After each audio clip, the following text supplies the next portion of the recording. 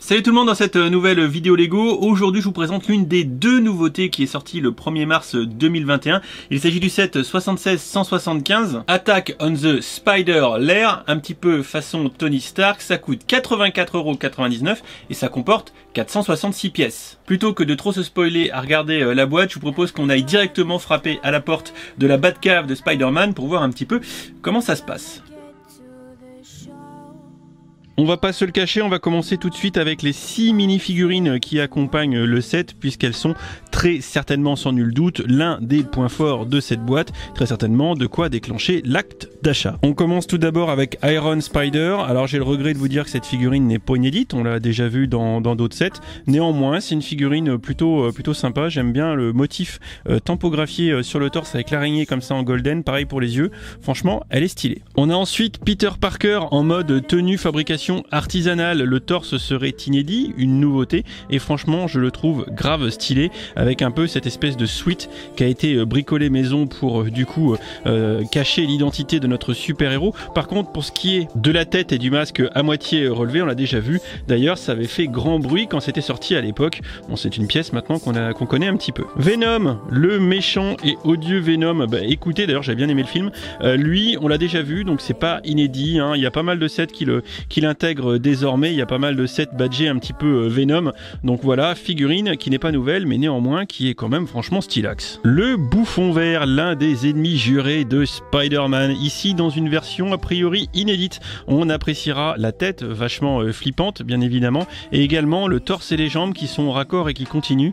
avec de belles impressions. Franchement j'aime bien cette figurine, voilà, donc ça pourra être un des intérêts d'achat de ce set, avoir une belle figurine pour les fans du bouffon vert. On appréciera entre autres la coiffe qui est visiblement en dual moldage, qui permet d'avoir les deux couleurs du capuchon et des oreilles. Ici on a Spider-Man en version Spider-Man, voilà, c'est pareil, c'est pas une figurine qui est inédite du tout, on l'a déjà vu aussi, mais bon, je la trouve jolie, et surtout ce qu'on pourra apprécier c'est l'effort de tampographiie qui est fait, puisque les bras sont imprimés, et ça vous le savez c'est relativement rare, suffisamment pour qu'on le souligne et pour qu'on apprécie. Franchement je sais pas ce que vous en pensez, mais la figurine est jolie, même si elle n'est pas inédite. Enfin, la figurine qui fera peut-être craquer certains d'entre vous à l'achat sur ce set, c'est la version d'Ultimate Spider-Man, qui fait visiblement référence entre autres aux jeux vidéo, puisque c'est une tenue sur PlayStation qu'on pourra débloquer à partir d'un certain niveau. Le vert qui part des yeux, de la tête jusqu'au torse pour descendre jusqu'au bas des pieds est juste magnifique, avec un peu cet effet fluorescent,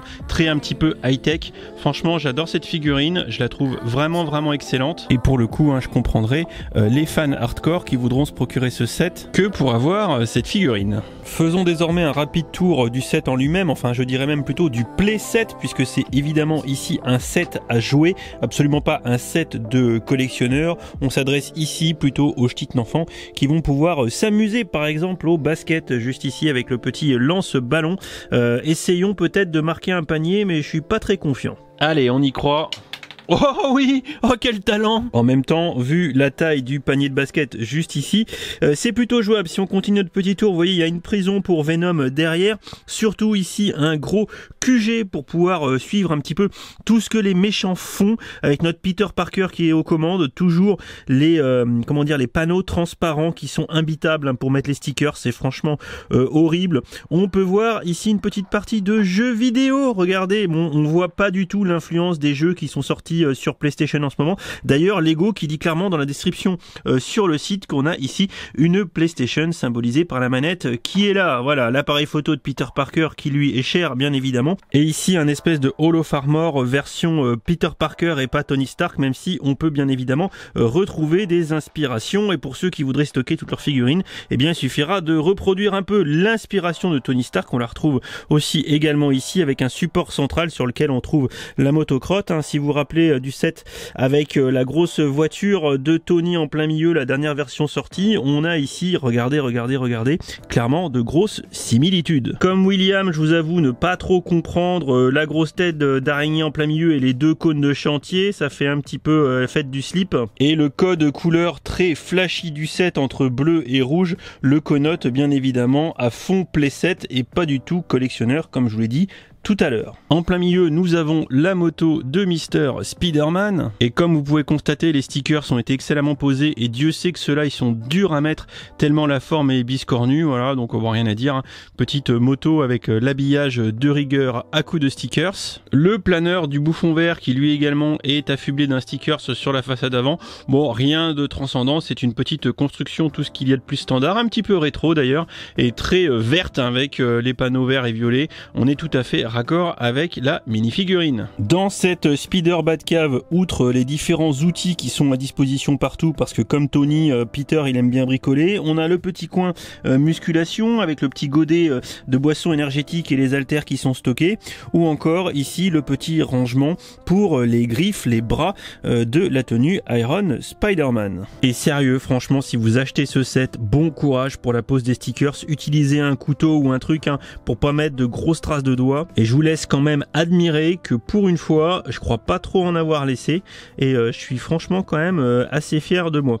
Bon, sur ce, on termine le petit tour. Je vous propose qu'on termine avec une petite partie de PlayStation avec Peter Parker juste ici. Honte à moi, j'allais terminer la review sans vous montrer qu'on a la rampe pour faire du skate et franchement c'est une catastrophe. Voilà, petite rampe utilisée. Ça aurait été en effet inexcusable que de rater ce skatepark qui est un vrai hommage de Lego à Hot Bricks et son skatepark UCS.